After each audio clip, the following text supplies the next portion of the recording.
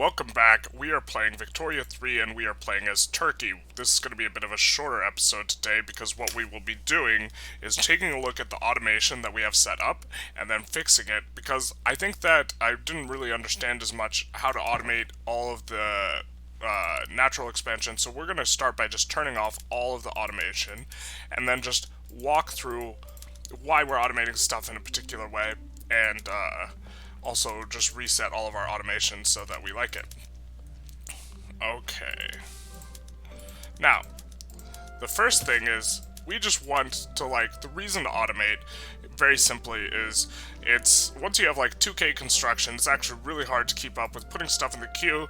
And so if the AI can just help you out by adding a few things to the queue, it's very nice, especially with things like sulfur or sometimes lead, but where you're not producing a ton of it, also wood. And so it puts it on the back burner so you don't ever have to think about it, and it keeps up in a nice enough way. And then if it ever gets really high on the queue, then you can address it directly. But otherwise, for example, this lead is high on the cost on the inputs, so we would want to expand lead manually at this point. Okay, so the first thing we're going to go in, or the second principle, I guess, is that you don't want any expansion to occur that would be, that could mess something up. So for example, if we go here in Egypt, which we need to incorporate, and take a look at our arable land, maybe we want to expand wheat farms, but we actually only have a few places at all that can grow opium. And so if we set all the wheat farms to auto-expand, what would happen is some wheat farms would auto-expand in Middle Egypt, taking away slots that we can have for opium. But opium is the hardest thing for us to find places to grow, so we will actually set all of our opium to auto-expand. And then we will not... we will try not to put anything down in our opium stuff when we're expanding manually, because we want to make sure we get as much opium as possible. But if we take a look at a place like, I think, Matrua, or however it's pronounced, they only have livestock ranches. So if you see this, you can just manually click it to auto-expand, and the way the auto-expand works is it waits for them to be profitable, fully employed, and have full cash reserves, and your queue to be empty, and then it kicks a bunch into the queue.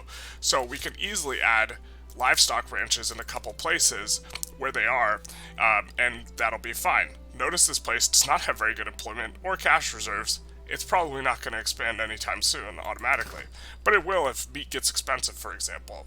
The point is that we don't have to worry about that. Okay, so the second principle being we don't want to expand at any place where it's going to be bad for us.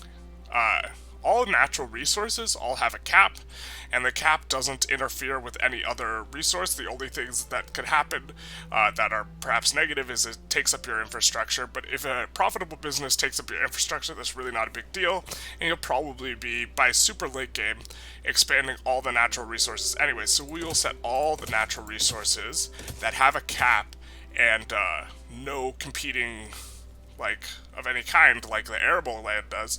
We will set those all to auto-expand.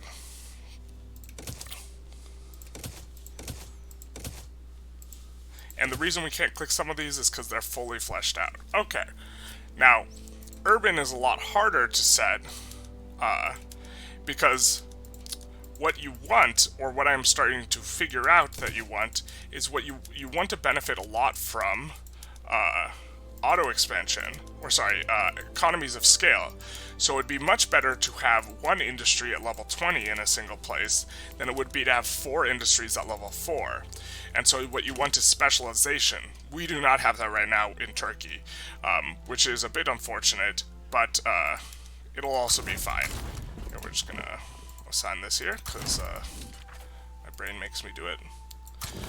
So if we take a look, for example, here in the capital we actually have a bit of a special situation, but we have a massive throughput.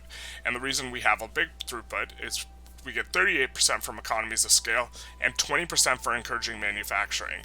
So, and also 10% for trade unions. So, in the capital, or a place where we have encouraging manufacturing, we could set everything to auto-expand, but we've taken everything down, and what we are going to do is we are going to look to focus on a couple industries specifically in the capital.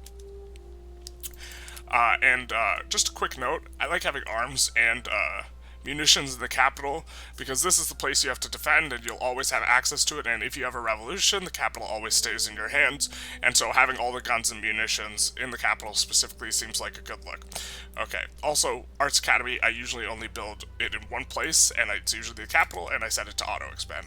Okay, so now, what we have to do is we have to go around and try and make sure businesses are specialized. And if we take a look here, we don't like this. We would rather have a level 20 steel manufacturer here and a level 20 engine somewhere else. But I think that there's enough in Bulgaria to like have two.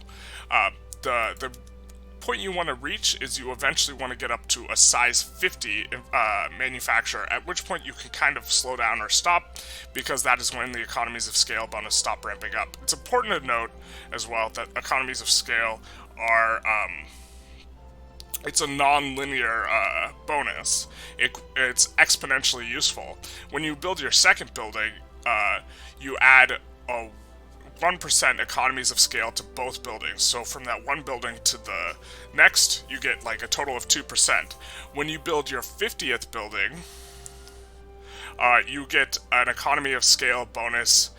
You get 50 on the 50th building itself, and then another 49%, adding 1% to all the previous buildings, which it's an added total of 99%.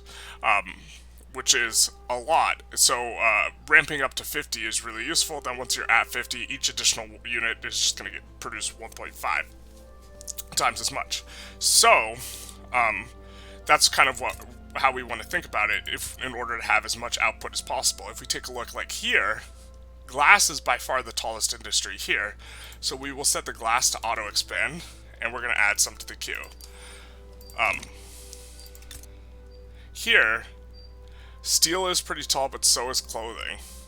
I'm not sure which one to add, but just for the sake of things, we're going to make it steel, and we're going to add some to the queue. Here, I think engines are going to be taller once this is finished. We will set them to auto-expand, and we will add one, I suppose. Here, furniture is the tallest. Tooling's also pretty tall. We will set the furniture to auto-expand.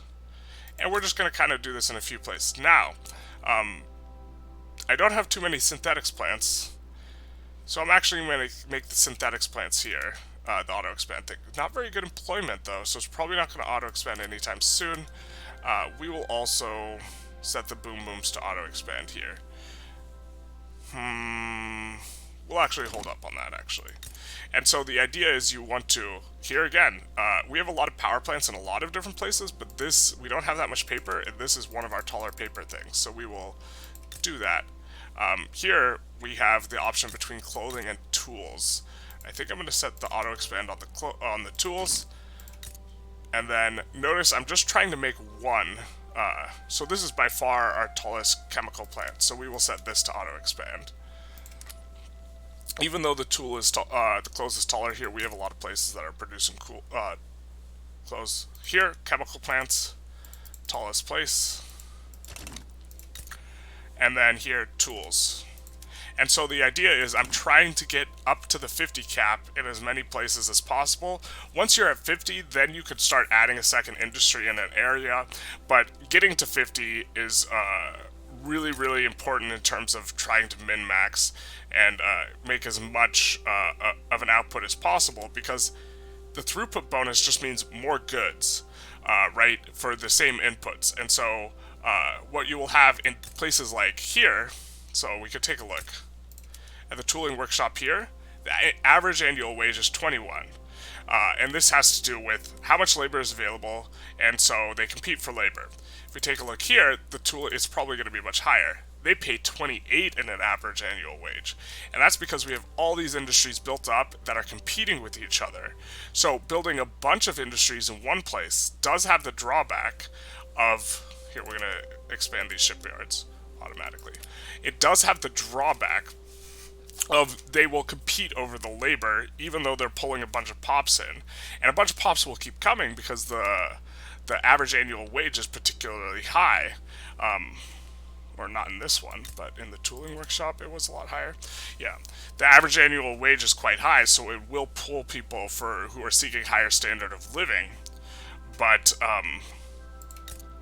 If you have just one really tall industry, then it will labor will be cheaper in order to get the outputs, which might not necessarily be the thing you want, but if you are building a bunch of industries tall in one place, you will cause a bunch of people to migrate there, but the wages will also be quite high, so they won't be as profitable.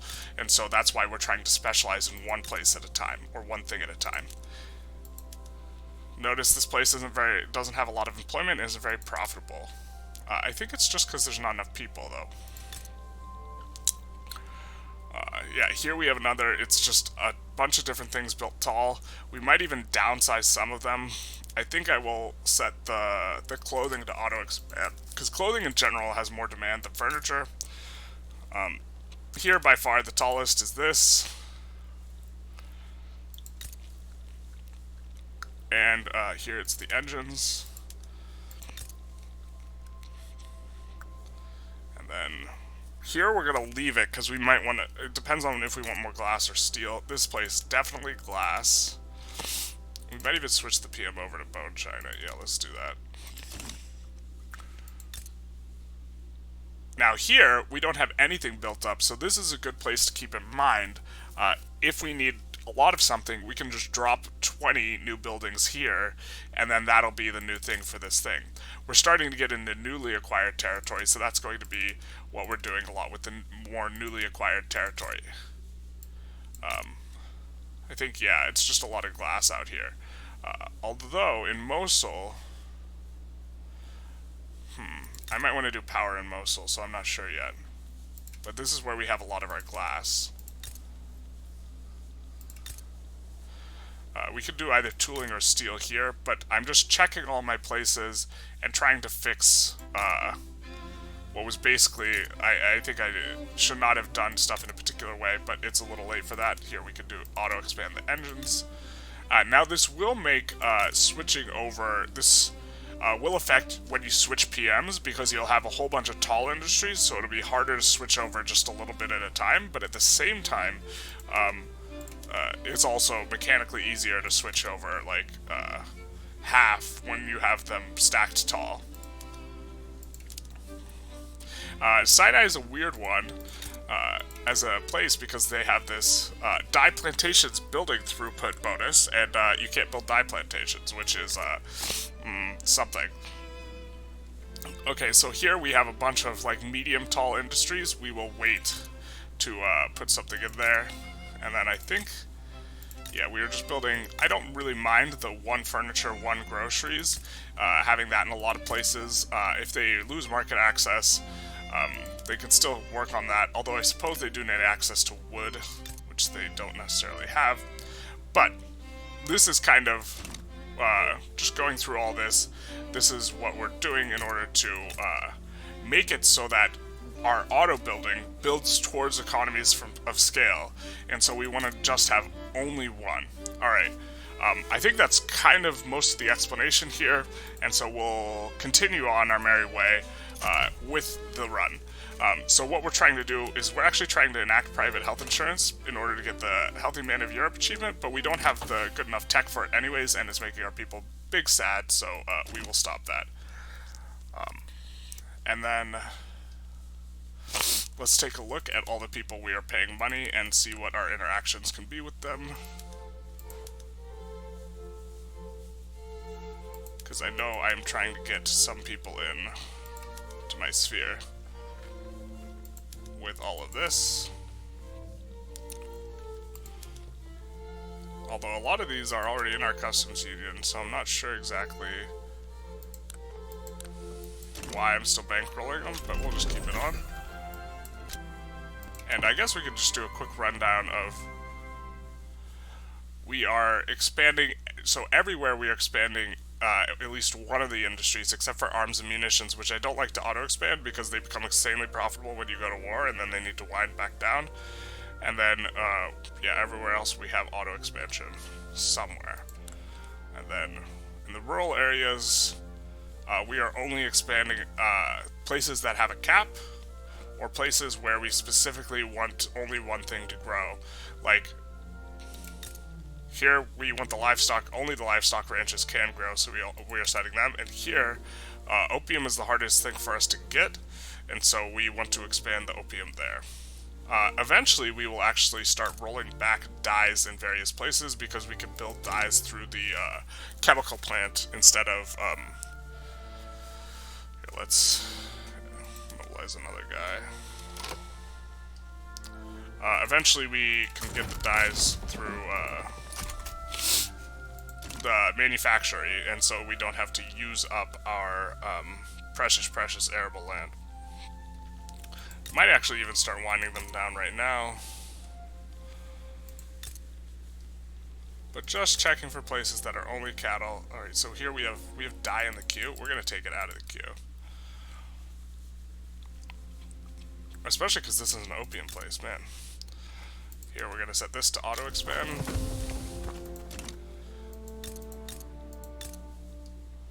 I really wish you could set it to auto-expand rails when you hit max infrastructure, but you can't, sadly.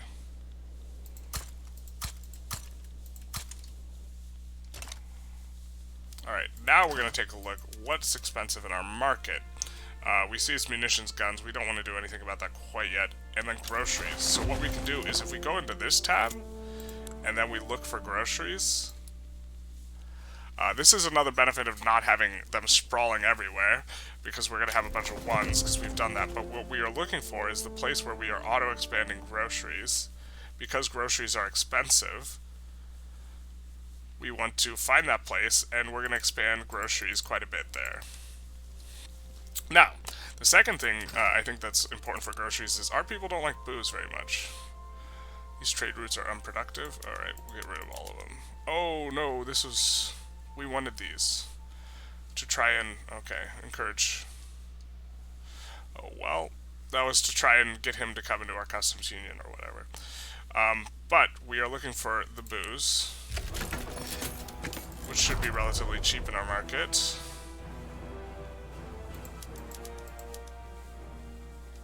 It's not. Interesting. We must already be exporting it then.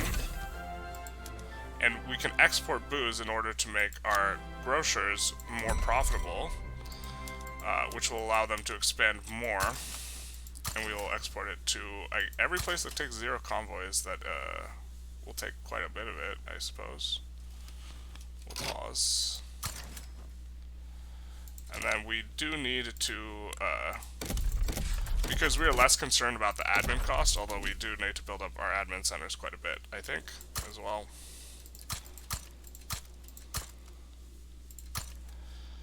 As we will be integrating some places.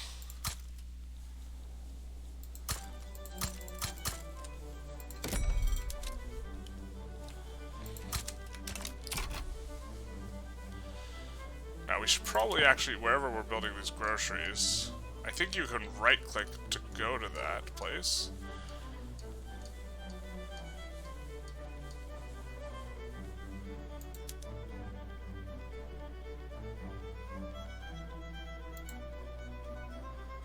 But Quinine will also need some more rails, because we're adding 10 grocers. Echoes of the Revolution.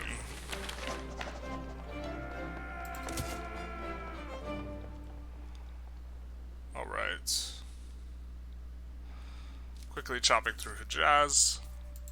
When we get more bureaucratic administration, we will start integrating some of these states.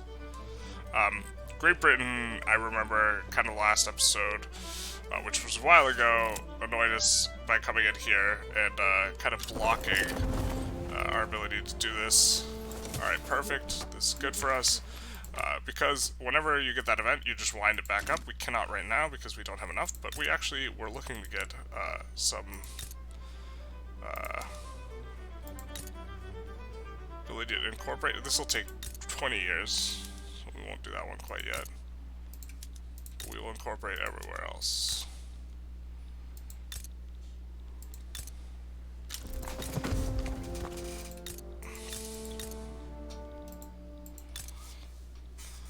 I muted a couple of my videos, so I'm just double checking that I'm not muted. Okay, we could expand construction if we were insane. Once it gets to 2K, it's not a matter of like whether or not the more construction's better, it's that it's just hard to keep up with. I do think we want another food place, so we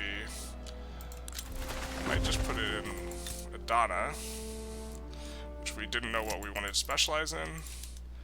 Now it's going to specialize in groceries. He sounds like a menace. Yeah. Don't think we have enough rubber to start switching over, and unfortunately the path we were hoping to colonize through was taken by Great Britain.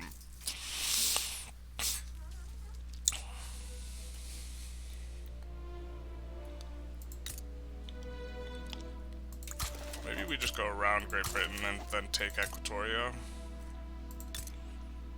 I don't hate that.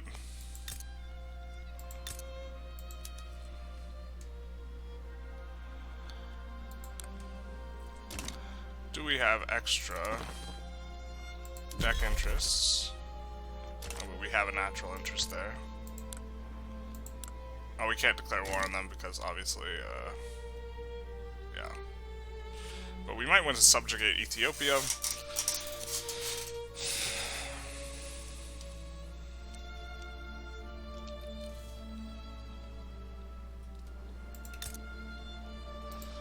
Because it is taking stuff from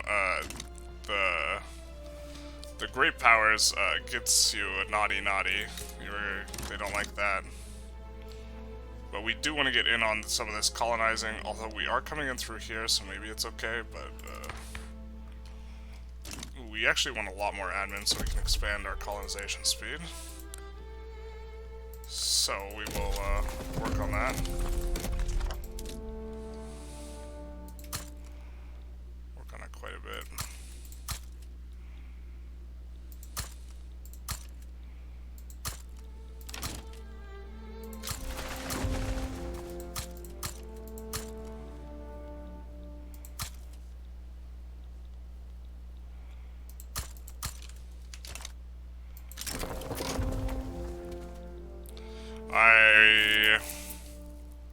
I think this is a landlocked madness. Yeah, this, the latest patch kind of got rid of, this, like, multiple implosion thing that happens. Industrialists no longer powerful. We actually don't like that.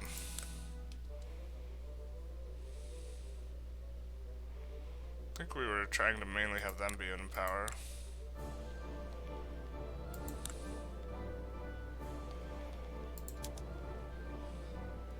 Switch back to Presidential Republic. What's the difference?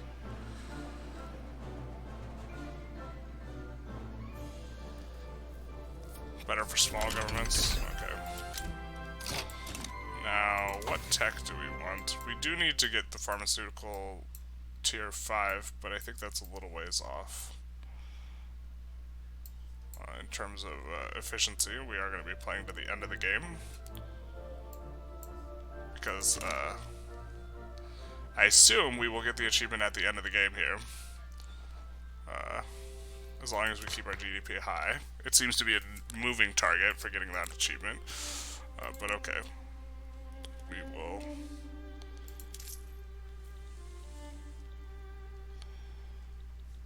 Right, tech.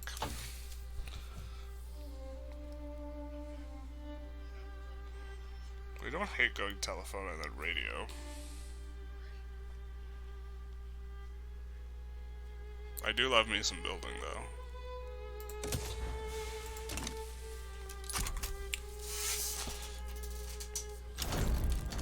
And we annex Hejaz, and we will start to incorporate them. Now, I don't know why this is fluctuating so wildly. There has to be something, but I'm not sure what it is.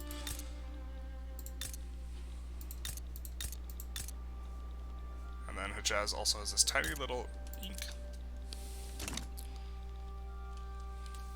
Alright, so now we can declare another war if we want. We can puppet Ethiopia. That is quite a big amount.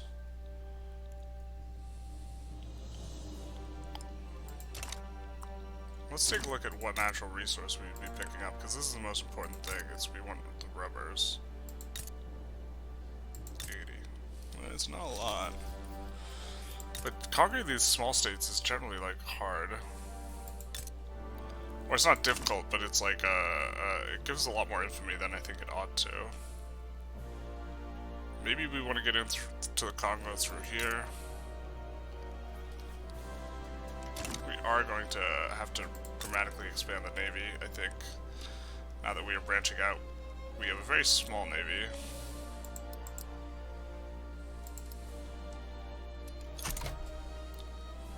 So we'll add that to the queue.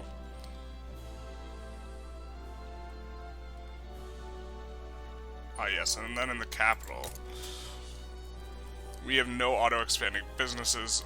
We want to set a couple. I think we're just going to set the two most profitable to auto-expand. Well, we'll actually manually build up these. Just manually build this up to 50. And then manually build this up to 50. So that we are getting the max bonus possible.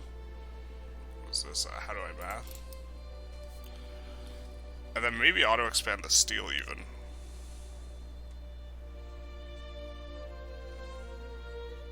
Nah, this will be fine. Alright, and we will now take a look here. And set this up. Can't expand, obviously.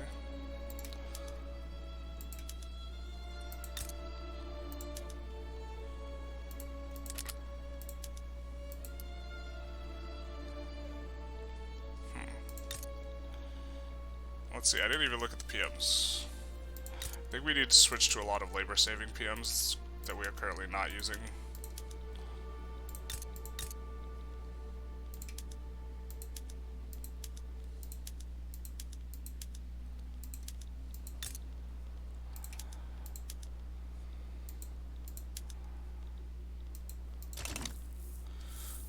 Also start doing that. We have a bunch of clothes industries sprawled out, so I think that'll be the first one we switch over.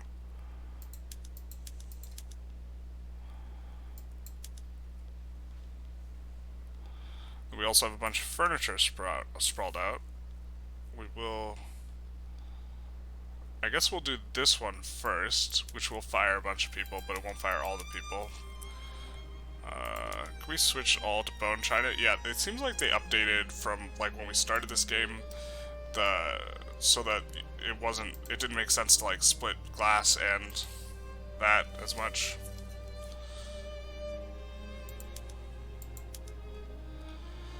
And then we have tools kind of spread out. We will switch over to the next level. I guess we'll do this here as well. We'll hold off on these. We will make sure that everywhere is using public trains. Don't think we have 5k electricity to spare. I could be mistaken. But, yeah, that would be a big bad, because we're currently having trouble with electricity. I think we will make these guys make synthetics as well. Set them to auto-expand. Dyes are expensive in our market. We also find this current synthetics. Now, all of these are auto-expanding because these are kind of newly made businesses. And this is going to be how we're trying to get our dyes rather than from plantations moving forward. And we're going to actually delete a lot of our dye plantations. Why don't we actually build these up pretty tall? And if you build it, they will come.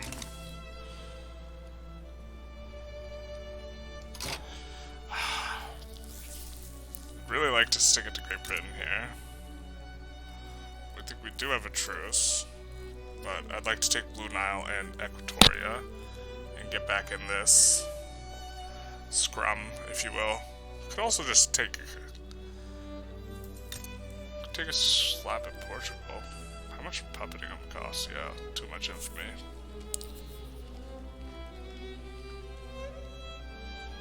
But we could take South Angola, I think. And this wouldn't be too bad.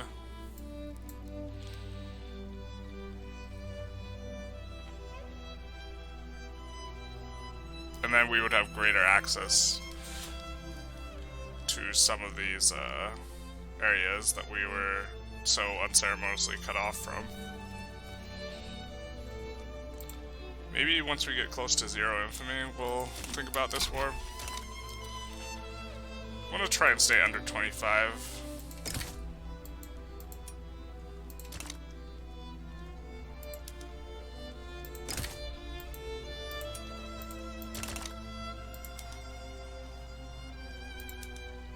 Right now I'm checking, currently bankrolling a lot of these guys, and trying to see if I can get them into customs union with me. I think our customs union is quite large. There we go, New Granada comes in, and we will stop bankrolling them. If we take a look, this is the Turkish market now, plus New Granada. I think Venezuela we actually want to take over, because they are going to have, unfortunately, that will kick Brazil out of our customs union. That's maybe something we just have to deal with, but the oil will appear in Venezuela, so. But we don't have a navy for that at this current point in time. Great Britain is experiencing some problems, so we could look to capitalize on it maybe. Could also look to annex our little states.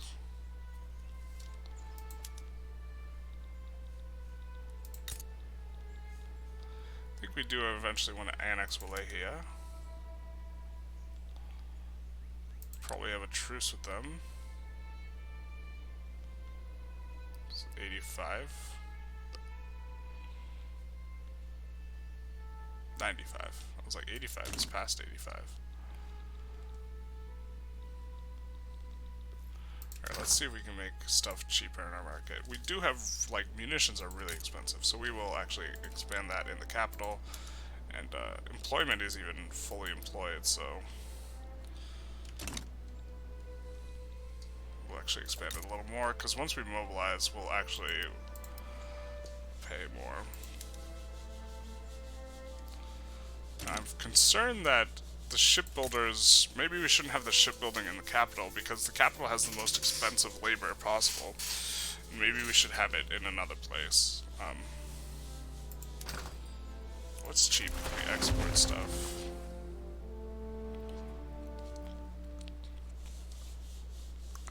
We have really cheap porcelain. Is your market open?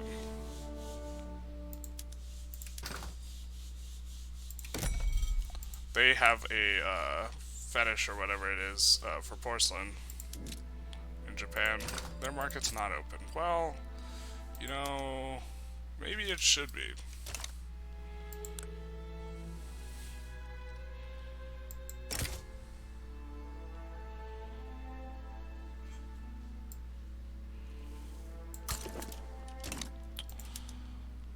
And then, kind of want to take the rest of Hokkaido. Let's see how.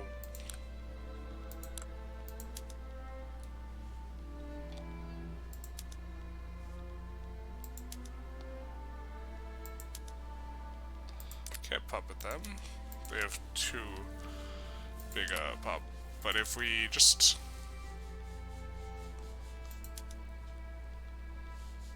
Hokkaido's not too bad, but it's not really going to give us that much. Let's see, what's in his portion of Hokkaido? I mean, that's actually a decent amount of lead and gold and all that.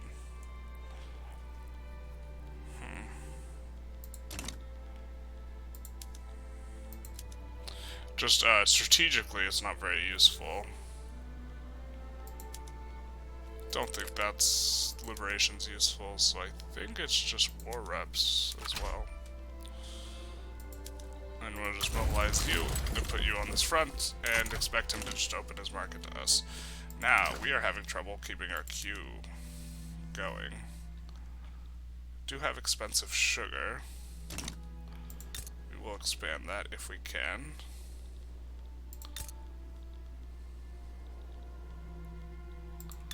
They're having trouble being employed. So maybe we will import sugar.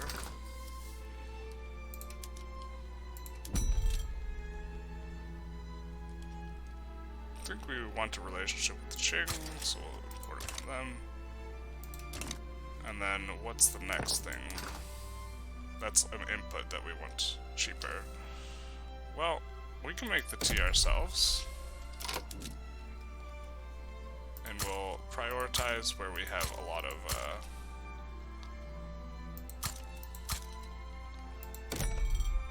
people.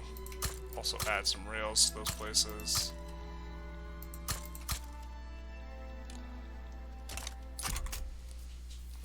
And that's filled up our queue for now, but it won't stay filled for very long. So glass is next. Maybe we should actually make one of our glass works glass focused again. So what if we prioritize, yeah, so this will bring down the price of glass a little bit.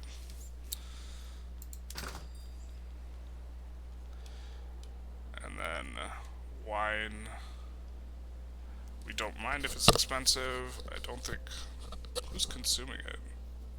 Yeah, mainly traded roots, which is fine. Hardwood we can work on, coal we can work on.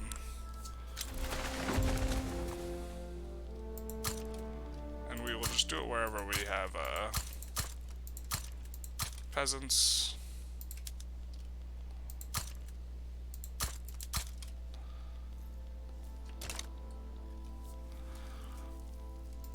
Did anyone join? Whoa, whoa, whoa, whoa, whoa, whoa, whoa.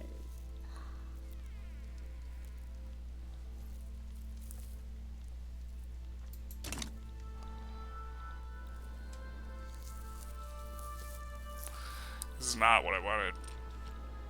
Okay. We have a huge surplus. I think we're just gonna double the military.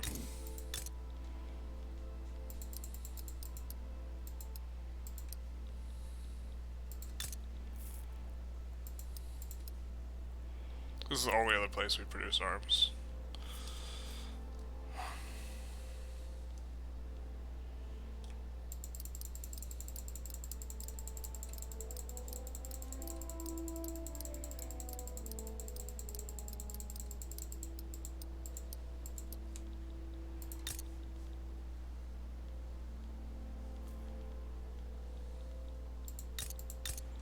We have barracks in Kunya? Yeah, we do. Maybe not double, but we're going to add significantly to the military for this.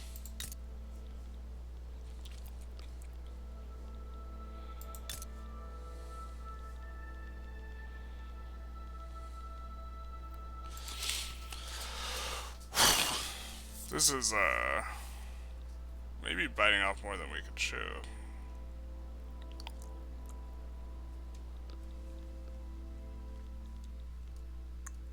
Returning Sakhalin, that's not too bad.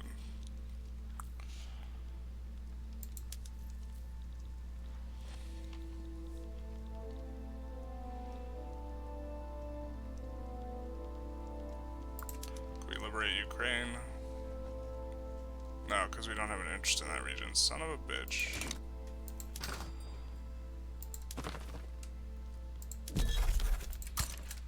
Maybe we'll be able to get the interest before the thing ticks out.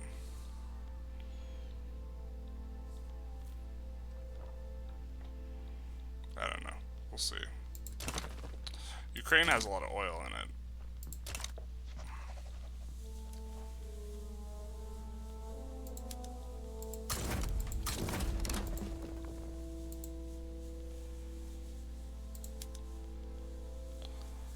There's, yeah, the Caucasus HQ guy.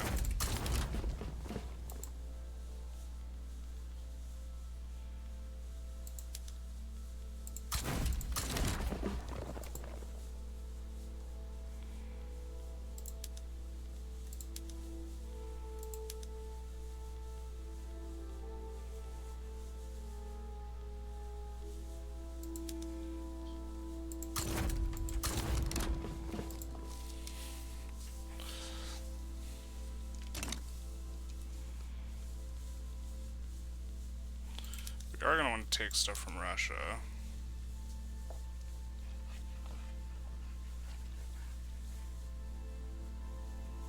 I think.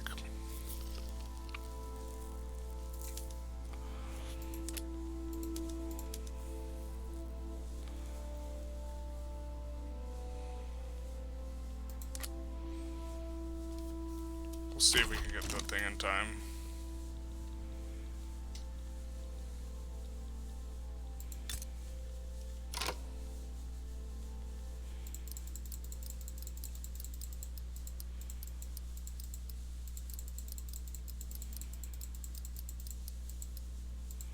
A lot of these guys won't be ready for a while, but I think this is going to be a long war.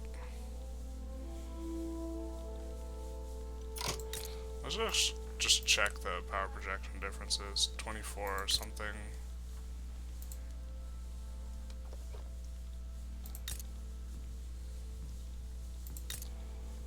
So they have about double, but Great Qing might not commit a whole lot.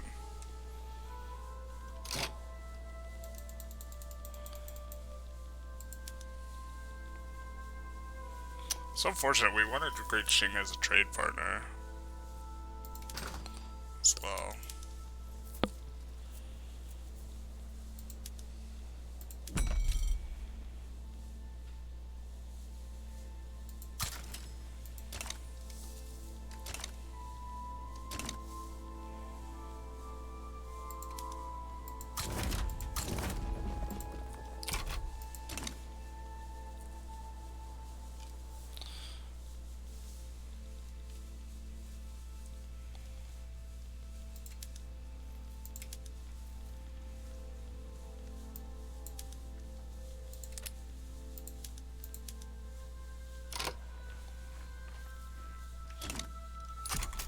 It's not adding.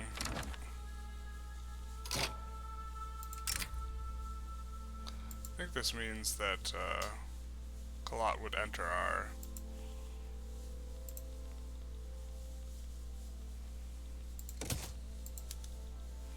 trade union.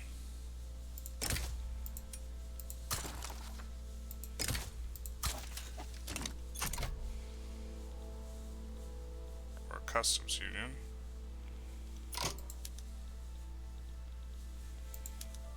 If we have to return Sakhalin, it's also not the worst. It looks like it's just what was present at the start.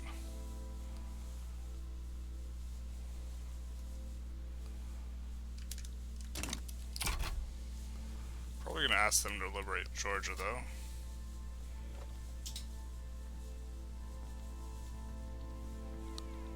Is our interest arrived?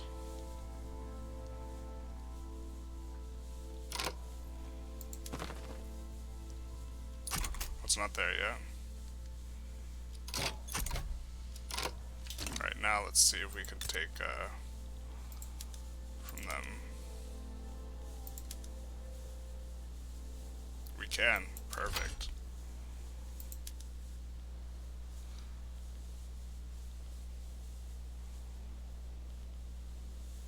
I think that's the only one we'll do. That way it's the easiest to enforce.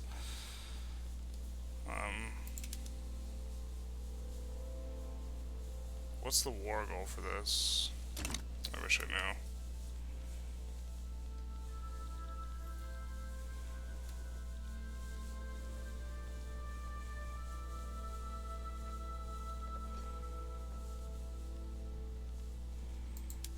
Balkans we'll put onto this front.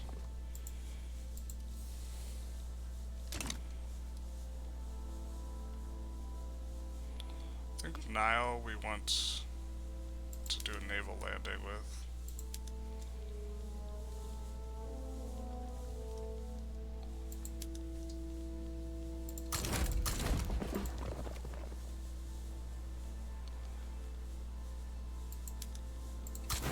So we will hold that one Nile guy back. We'll have him mobilized though.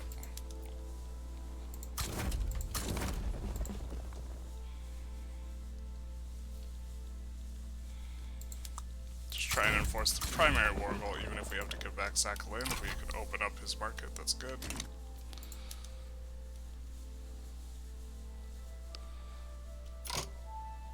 And then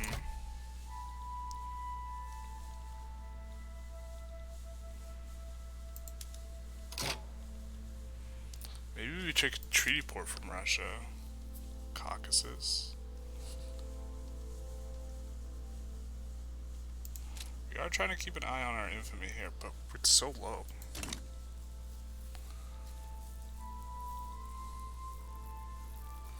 I think war reps would be better from him.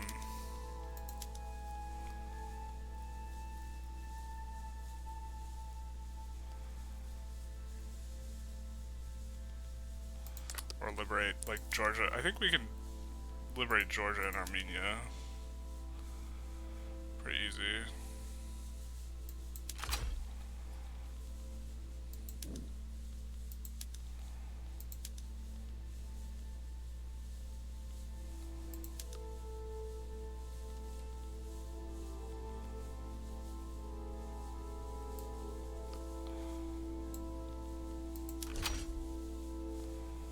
Now we're out of maneuvers, and I think that I wish this would all be. I think it's all standardized except for a couple stupid places. Not that Hijaz is stupid. I mean that places that we haven't done anything specific with. Yeah, it's all standardized. We will set these to slightly more expensive PMs in case we are going to need them later. Not sure what we'll need yet. Do we have ports that are using OG?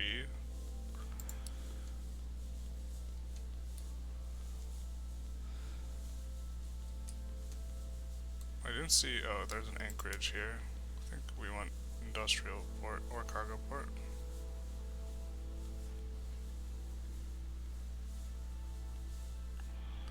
What's everything else set to? Cargo port. So we haven't switched over yet, so we'll switch this to cargo port. Okay, perfect.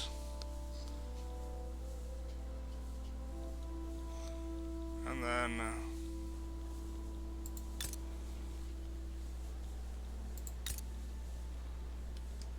gonna add a couple more of these to the top of the queue. They're gonna be quite profitable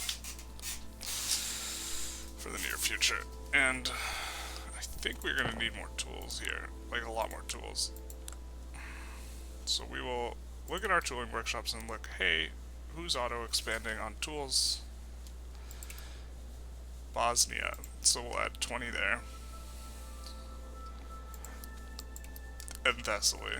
Now, we're gonna also add some rails to Bosnia and Thessaly.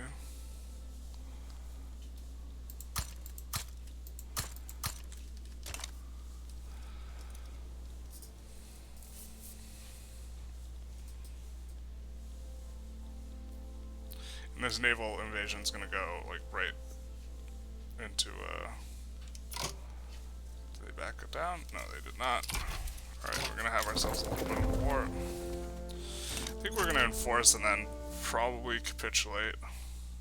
I think we're gonna enforce over here and then capitulate. That's my thought on how this goes.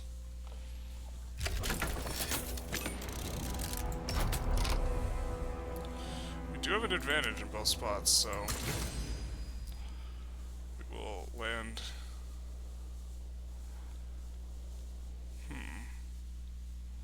Try and land Crimea with Nazim. Isn't this a Nile? Okay, naval invasion. Nazim. Perfect. We'll escort convoys here. Although, I think, yeah, we'll see how that works. Do have a slight advantage here. But, not a big one, so I am a little worried about this war. I think we could expand the chem plants a little bit. Well, that's kind of a lot, actually, but I think it's fine. Because the dyes place coming up, I think, use fertilizer, which is really good, because we actually want the fertilizer to be expensive, so we got a ton of those in production. We got 80k more coming. That's quite a bit. We do have all those guys who are getting recruited. We have excess.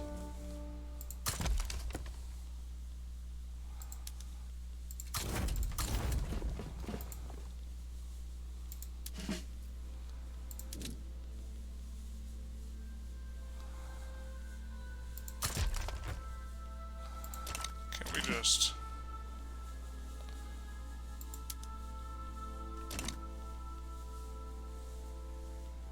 Why don't we promote this guy?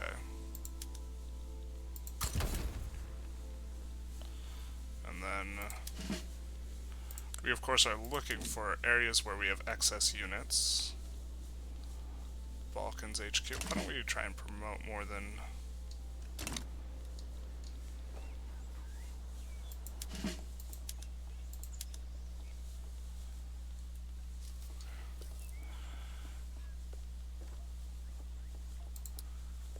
Who's not garrisoned? Ferdinand's and Nafusa.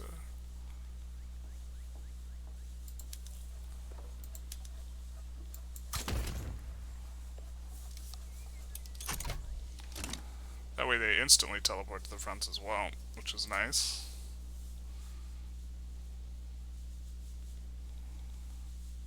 And then this is the primary war goal.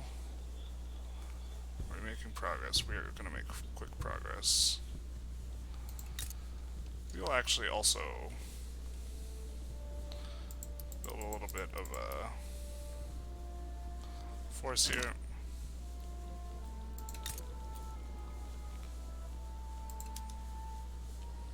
It's fine.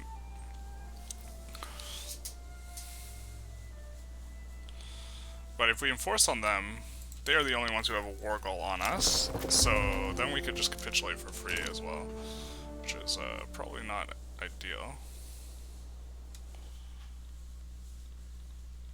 We want to eventually have Japan in our market, which is why we have to open their market first, so that we can actually trade with them, because they are isolationists.